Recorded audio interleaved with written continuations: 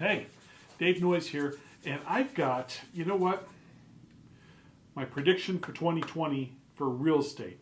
And I think the market is going to be defined by three things. Ready? Inventory, interest rates, and appreciation.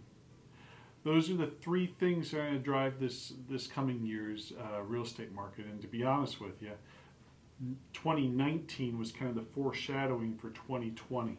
And let me tell you what's going on. Interest rates are probably going to remain low. Interest rates is a good thing, low interest rates. But the problem right now is going to be inventory. And what inventory does is, of course, it's the first economic law, right? It's a matter of supply and demand. It's the fact that we have so little inventory. It's going to raise prices up. And there's more demand coming to the market in the form of millennials. You know what? 10 years ago, millennials were living with their parents. A lot of them were. And we were just coming out of the Great Recession. But now they're starting their own households, or they already have. And some of them are looking for their second home, which is interesting. Not like an additional home, but looking to make their second purchase, their next home. So according to Realtor.com, this is their perspective. And I'm going to read this here, so I'm going to look away. There's going to be increases in new construction, but despite that, next year will once again fail to bring a solution to inventory shortage that has plagued the housing market since 2015.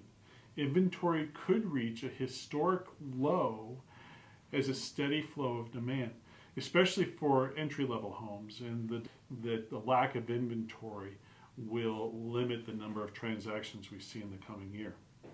CNBC says that inventory has been falling annually for 5 straight months after it recovered slightly towards the end of last year due to a spike in mortgage rates. Rates began falling again by spring of this year, and home builders have been increasing production slowly, but it's not enough to meet the increasingly strong demand. So that's CNBC. Senior economist at Realtor.com, as millennials, the largest cohort of buyers in U.S. history, embrace home ownership and take advantage of this year's unexpectedly low mortgage rates, demand is outstripping supply, causing inventory to vanish. The housing shortage is felt acutely at the entry level of the market, where most millennials are looking to break into the market for their first home.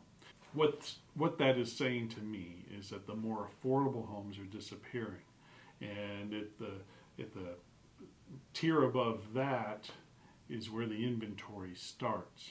But don't be discouraged.